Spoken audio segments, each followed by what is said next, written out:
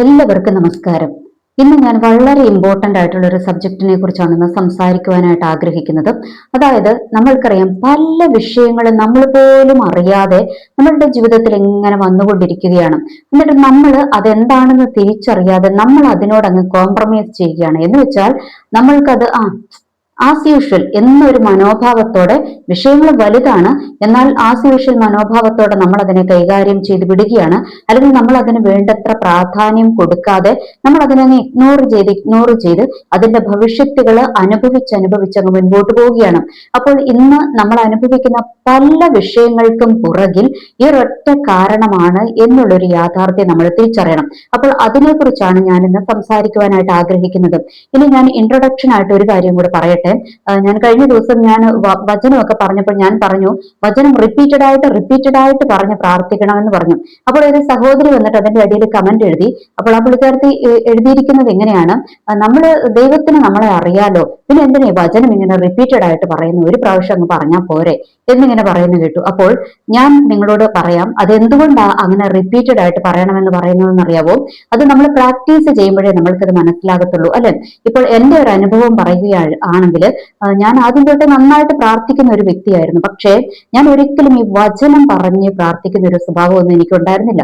അപ്പോൾ ഞാനിങ്ങനെ എല്ലായിടത്തും പോയിട്ടുണ്ട്, ധ്യാന കേന്ദ്രങ്ങളിൽ പോയിട്ടുണ്ട്, ഉള്ള ധ്യാന ഗുരുക്കന്മാരായ അച്ഛന്മാരുടെ പുറകെ മുഴുവൻ പോയിട്ടുണ്ട്, പാസ്റ്റർമാരുടെ പുറകെ പോയിട്ടുണ്ട്, പോകാവുന്ന ചർച്ചകളിലൊക്കെ പോകുന്നുണ്ട്, പോകാവുന്ന കൺവെൻഷനുകളിലൊക്കെ പോയിട്ടുണ്ട്. അങ്ങനെ ഒരുപാട് ഇടങ്ങളിൽ ഒരുപാട് വിഷയങ്ങൾക്ക് നടുവിൽ വിടുതൽ കിട്ടുവാൻ വേണ്ടി ഞാൻ ഓടി നടന്നിട്ടുണ്ട്. ഫാസ്റ്റിംഗ് ഇരുന്നിട്ടുണ്ട്, പ്രാർത്ഥിച്ചിട്ടുണ്ട്, ഞാൻ ഒരുപാട് നടന്നിട്ടുണ്ട്. പക്ഷെ എന്റെ കുറെ പൈസ പോയി എന്നല്ലാതെ ഒരു ശാശ്വതമായ വിടുതൽ എന്റെ ജീവിതത്തിൽ എനിക്ക് അനുഭവിക്കുവാനായിട്ട് കഴിഞ്ഞില്ല. ഇനി പ്രത്യക്ഷമായ വിടുതലുകൾക്കും അപ്പുറം നമ്മുടെ വിടുതലുകൾ ഏറ്റവും ആദ്യം നടക്കേണ്ടത് എവിടെയാ? നമ്മുടെ മനസ്സിലാണ് നടക്കേണ്ടത്, അല്ലെ? നമ്മുടെ മനസ്സിനൊരു സമാധാനം, ഒരു സന്തോഷം, അതാണ് നമ്മളുടെ ജീവിതത്തിലെ ഏറ്റവും വലിയ വിടുതലിന്റെ സൈൻ എന്ന് പറയുന്നത്. ഓക്കെ, അപ്പോൾ എനിക്ക് അങ്ങനെ പോലും ഒരു രക്ഷ എവിടുന്നും എനിക്ക് കിട്ടിയില്ല. അവസാനം ഞാൻ മടുത്തിട്ട് എന്റെ വിശ്വാസം എന്ന് വെച്ചാൽ എനിക്ക് ദൈവത്തോടുള്ള വിശ്വാസം പോലും ഇങ്ങനെ താഴോട്ട് പോയിക്കൊണ്ടിരുന്നപ്പോഴാണ് ദൈവം എന്നെ പഠിപ്പിച്ചത് എങ്ങനെ പ്രാർത്ഥിക്കണം, ഈ വചനം വെച്ച് പ്രാർത്ഥിക്കണം എന്നുള്ള ഒരു ഗൈഡൻസ് ദൈവം എനിക്ക് തരികയും ഞാൻ അതുപ്രകാരം പ്രാർത്ഥിച്ച് ഞാൻ തന്നെ പ്രാർത്ഥിക്കുന്നതിന്റെ കൂട്ടത്തിൽ വചനം റിപ്പീറ്റഡ് ആയിട്ട് പറഞ്ഞ് അത് ഏറ്റെടുത്ത് അത് വിശ്വസിച്ച് മുന്നോട്ട് പോയപ്പോൾ എന്റെ ജീവിതത്തിൽ ഞാൻ ആഗ്രഹിക്കുന്ന പല വിടുതലുകളും, എന്റെ സാക്ഷിയൊക്കെ കുറെ കഴിഞ്ഞ് കഴിയുമ്പോൾ ഞാൻ പറയാം, അപ്പോൾ നിങ്ങൾക്ക് മനസ്സിലാക്കും. അപ്പോൾ അങ്ങനെ ഞാൻ പോയി ഞാൻ ആഗ്രഹിച്ച പല വിടുതലുകളും ദൈവം എനിക്ക് തന്നു. അതുപോലെ തന്നെ ഒന്നാമതായിട്ട് മനസ്സിന് വലിയൊരു സന്തോഷവും സമാധാനവും ഒരു സ്വസ്ഥതയും ദൈവം തന്നു. അതിലപ്പുറം ചില വിഷയങ്ങൾക്ക് ചില തീരുടെ വിഷയങ്ങളുണ്ട്, അതൊക്കെ ഞാൻ വിചാരിച്ചു അതിനൊന്നും ഒരു വിടുതൽ കാണത്തില്ല എന്ന് പറഞ്ഞെടുത്ത് ദൈവം എനിക്ക് വേണ്ടി പ്രതികാരം ചെയ്ത ഒരുപാട് അനുഭവങ്ങൾ എന്റെ ജീവിതത്തിലുണ്ട്. ഓക്കെ, അപ്പോൾ ഇതെല്ലാം എനിക്ക് കിട്ടിയത് ഈ വചനം പറഞ്ഞ് പ്രാർത്ഥിക്കുവാനായിട്ട് തുടങ്ങിയപ്പോഴാണ്. ഓർക്കുക, നമ്മൾ ഈ വചനം റിപ്പീറ്റഡ് ആയിട്ട് പറയുന്നത് എന്തുകൊണ്ടാണെന്നറിയാവും? ഈ വചനം നമ്മൾ ചുമ്മാ പറഞ്ഞത് കൊണ്ടായില്ല, നമ്മൾക്ക് അതിനകത്ത് വിശ്വാസം വരണം, അല്ലെ? നമ്മൾ പറയുന്ന വചനത്തിനകത്ത് നമുക്ക് വിശ്വാസം വരണം. നമ്മുടെ ക്രിസ്ത്യൻ ലൈഫ് എന്ന് പറയുന്നത് വിശ്വാസത്തിൽ അധിഷ്ഠിതമാണ്, അല്ലെ? വിശ്വാസം ഇല്ല എങ്കിൽ നമ്മുടെ ക്രിസ്ത്യൻ ജീവിതം കൊണ്ട് ഒരർത്ഥവുമില്ല. അപ്പോൾ നമ്മൾക്ക് വചനത്തിൽ നമ്മൾക്ക് വിശ്വാസം വരണം. അപ്പോൾ ആ വിശ്വാസം വന്നു കഴിയുമ്പോൾ ആ വചനം വർക്ക് ചെയ്യുന്നത്. ഓക്കെ, അപ്പോൾ അതിനു വേണ്ടിയിട്ട് റിപ്പീറ്റഡ് ആയിട്ട് പറയണമെന്ന് പറയുന്നത്. അപ്പോൾ നമ്മൾ ഒരു പ്രാവശ്യം പറഞ്ഞു കഴിയുമ്പോഴല്ല, അത് പിന്നെ നമ്മൾ റിപ്പീറ്റഡ് ആയിട്ട് പറഞ്ഞു കഴിയുമ്പോൾ നമ്മൾക്ക് എന്താണ്, നമ്മളുടെ ഉള്ളിൽ ആ വചനം ഇങ്ങ് കത്താൻ തുടങ്ങും, ആ വചനം അങ്ങ് ക്രിയ ചെയ്യാൻ തുടങ്ങും. അതാ ദാവീദ് പറഞ്ഞത്, എന്റെ ധ്യാനത്തിങ്കിൽ തീ കത്തി എന്ന് പറഞ്ഞത്. അതെങ്ങനെയാ? ധ്യാനം, വചനം ഇങ്ങനെ ധ്യാനിച്ച് ദൈവത്തെ ധ്യാനിച്ച് അങ്ങ് മുൻപോട്ട് പോയപ്പോഴാ ധ്യാനത്തിൽ എന്ത് ചെയ്തത്? തീ കത്തിയത്. അപ്പോൾ നമ്മുടെ വചനം പറയുമ്പോൾ ആ വചനം ഒരു തീയായിട്ട്, അല്ലെങ്കിൽ വചനം ദൈവം തന്നെയാണ്, അതൊരു വാളായിട്ടൊക്കെ അത് ക്രിയേറ്റ് ചെയ്യണമെങ്കിൽ എന്താണ്? നമ്മൾക്കതിനകത്ത് വിശ്വാസം വരണം, അല്ലെ? നമ്മൾക്ക് വിശ്വാസമില്ലാതെ നമ്മൾ ഏത് വെപ്പൺ ഉപയോഗിച്ചിട്ടും കാര്യമുണ്ടോ? ഇല്ല.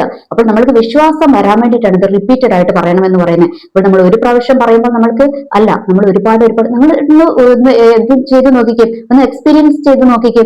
നമ്മൾ ആ വചനം ഇങ്ങനെ കണ്ണടച്ച് നമ്മൾ വിശ്വാസത്തോടെ ആ വചനം പറഞ്ഞ് മുൻപോട്ട് പോകുമ്പോൾ നമുക്ക് ഭയങ്കരമായിട്ടൊരു ആ വചനത്തിന് വലിയൊരു കോൺഫിഡൻസ്, ആ വചനത്തിൽ വലിയൊരു വിശ്വാസം ഒക്കെ നമ്മളുടെ ജീവിതത്തിൽ വരും. അതുകൊണ്ടാണ് നമ്മൾ റിപ്പീറ്റഡ് ആയിട്ട് പറയണമെന്ന് ഞാൻ പറയുവാനുള്ള കാരണം. ഓക്കെ, ഇനി നമ്മൾക്ക് വിഷയത്തിലോട്ട് വരാം.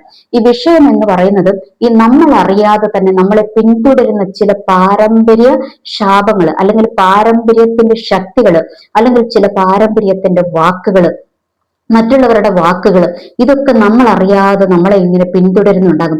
അതായിരിക്കും നമ്മുടെ പല വിഷയങ്ങൾക്കും പിന്നിൽ വ്യാപരിക്കുന്ന ഒരു കാരണം. നമ്മൾ പലപ്പോഴും അതിനെ തിരിച്ചറിയത്തില്ല. ഒറ്റ എക്സാമ്പിൾ ഞാൻ പറയാം. നമ്മൾ പറയുകയാണ്, ഇപ്പോൾ ഒരാൾക്ക് എന്താണ് ഷുഗർ ഉണ്ടെന്ന് പറഞ്ഞു കഴിയുമ്പോൾ ഉടനെ ഹോസ്പിറ്റലിലോട്ട് ചെന്ന് കഴിയുമ്പോൾ ഡോക്ടർമാർ ചോദിക്കും, കുടുംബത്തിൽ ആർക്കെങ്കിലും ഷുഗർ ഉണ്ടോ, പേരൻസിനുണ്ടോ, ഗ്രാൻഡ് പേരൻസിനുണ്ടോ, അവർക്കൊക്കെ ഷുഗർ ഉണ്ടോ എന്നാണ് ചോദിക്കുന്നത്. എന്തുകൊണ്ടാണ് അങ്ങനെ ചോദിക്കുന്നത്? അതിങ്ങനെ പാരമ്പര്യമായിട്ട് വരുന്ന ഒരു അസുഖമാണ് എന്ത്, ഈ ഷുഗർ എന്ന് പറയുന്നത്. അതുപോലെ തന്നെ ഓരോ കാര്യങ്ങളും ഇത് അല്ലെ, ചിലര് പറയും അപ്പൻ ഭയങ്കര മദ്യപാനിയാണ്. അപ്പോൾ അപ്പൻ മദ്യപാനിയാകുമ്പോൾ പൊതുവെ ജനങ്ങൾ തന്നെ അങ്ങ് വിധി എഴുതും. എന്താണ്, ആ ആ ചെറുക്കനും അപ്പൻ കുടിയൻ, അതുകൊണ്ട് അവനും അങ്ങനെയൊക്കെ ആകാനേ ചാൻസ് ഉള്ളൂ എന്ന ഒരു മനോഭാവത്തിലേക്ക് ആൾക്കാരും എത്തും.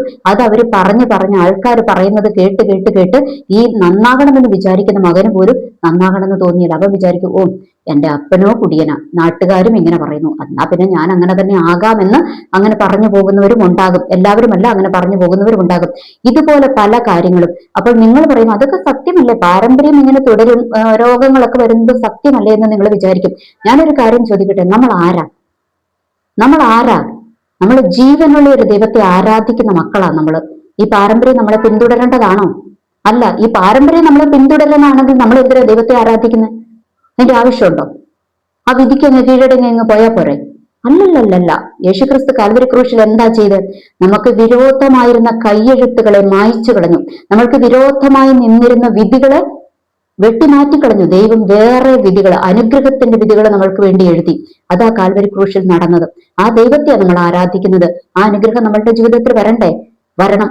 ഒറ്റ എക്സാമ്പിൾ പറയാം. ഈ കഴിഞ്ഞ ദിവസം എന്റെ ഒരു ബന്ധു, ഇപ്പൊ പുള്ളിക്കാരത്തി എന്റെ വീട്ടിൽ വന്നപ്പോൾ എന്നോട് പറഞ്ഞു, പിന്നെ എനിക്ക് എവിടെയെങ്കിലും ഒന്ന് അല്ലെ, നല്ല എനിക്ക് ഈ കുക്ക് ചെയ്യുന്ന സമയത്ത് എവിടെയെങ്കിലും ഇച്ചിരി വെട്ടവും വെളിച്ചവും ഒക്കെ ഉള്ള, നമ്മൾക്ക് മനസ്സിന് തൃപ്തിയുള്ള ഒരു സ്ഥലത്ത് വേണം കുക്ക് ചെയ്യാൻ.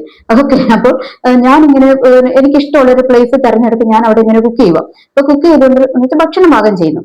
അന്നേരം ഈ പുള്ളിക്കാരത്തി എന്നോട് പറഞ്ഞു, ഇത് എവിടെയാണ് നീ അടുക്കള സെറ്റ് ചെയ്തിരിക്കുന്നത്?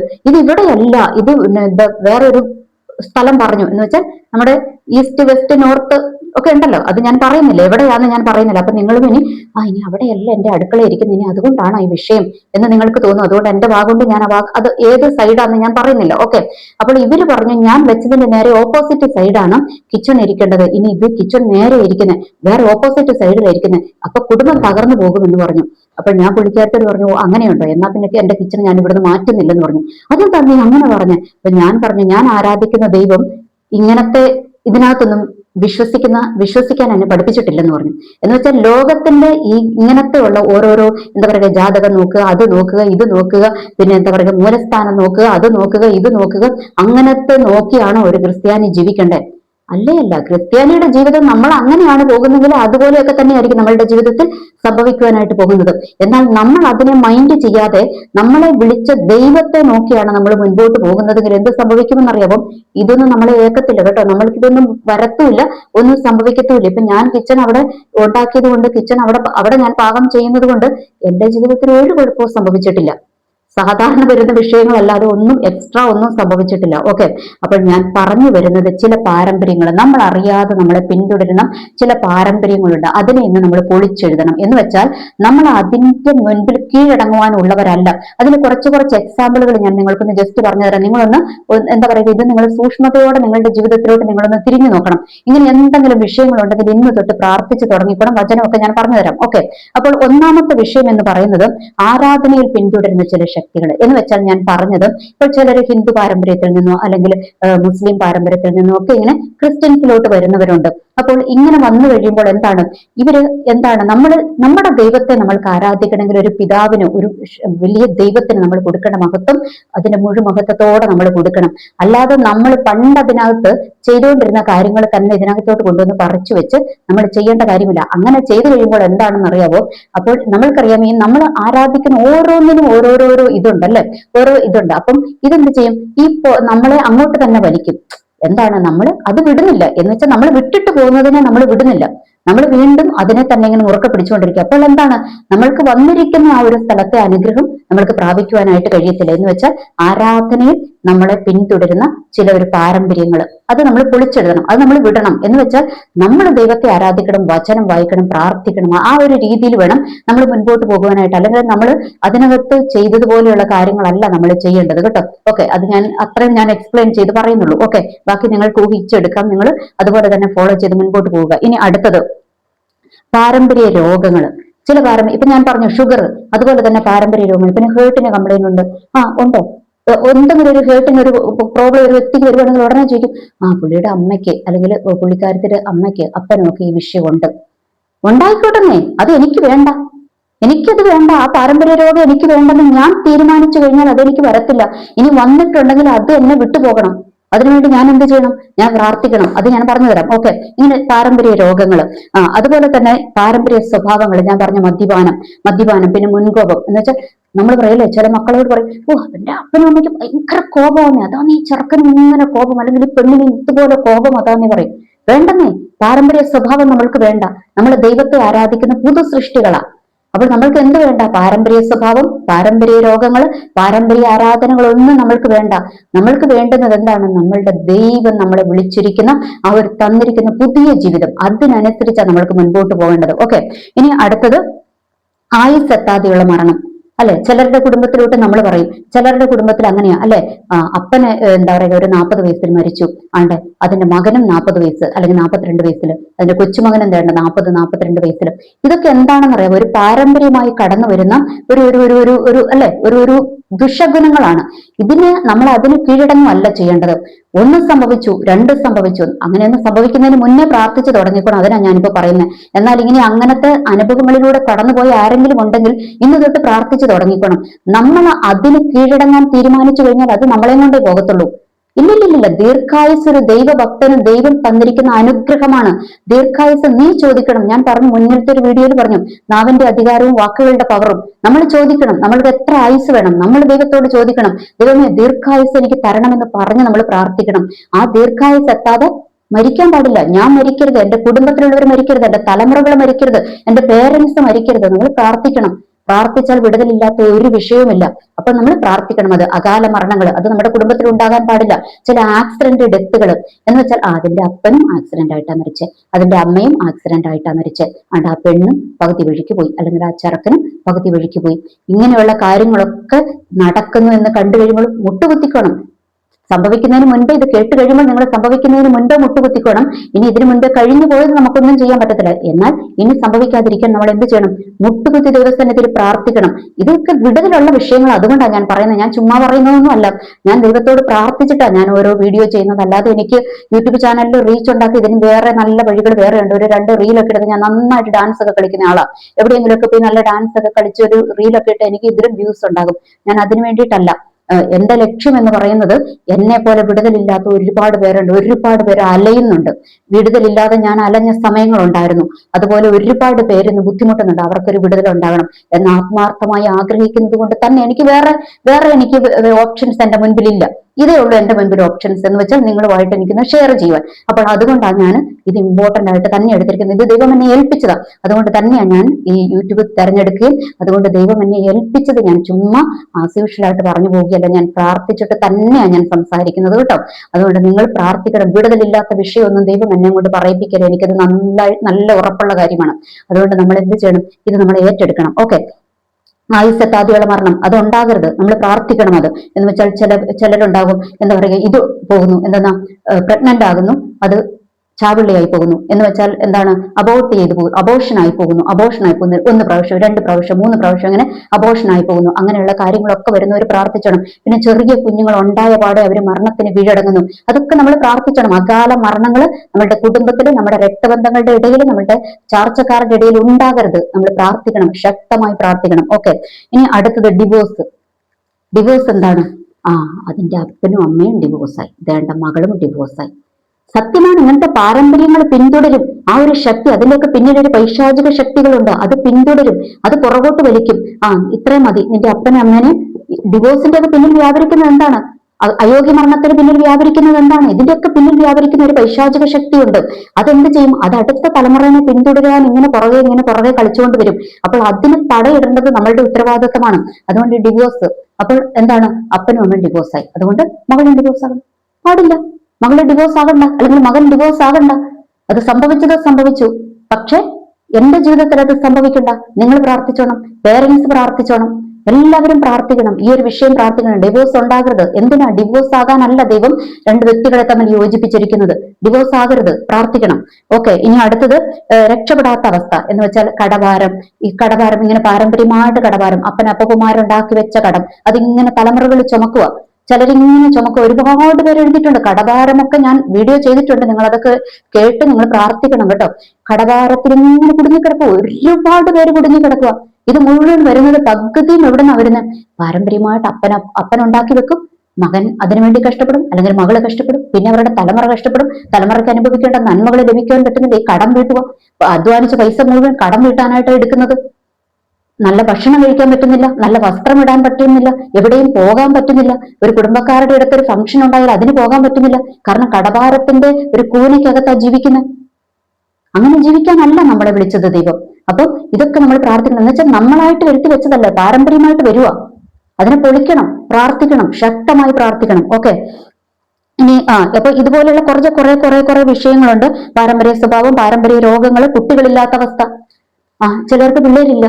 അത് നമ്മുടെ അബ്രാഹമിന്റെ ഒക്കെ അല്ലെ, അബ്രാഹമിന്റെ ഒരു ചരിത്രം എടുത്താൽ അറിയാം. അബ്രാഹമിന് ലേറ്റ് ആയിട്ട് പിള്ളേരുണ്ടായ, അത് ദൈവം അനുഗ്രഹിച്ചപ്പോഴും ഉണ്ടായ.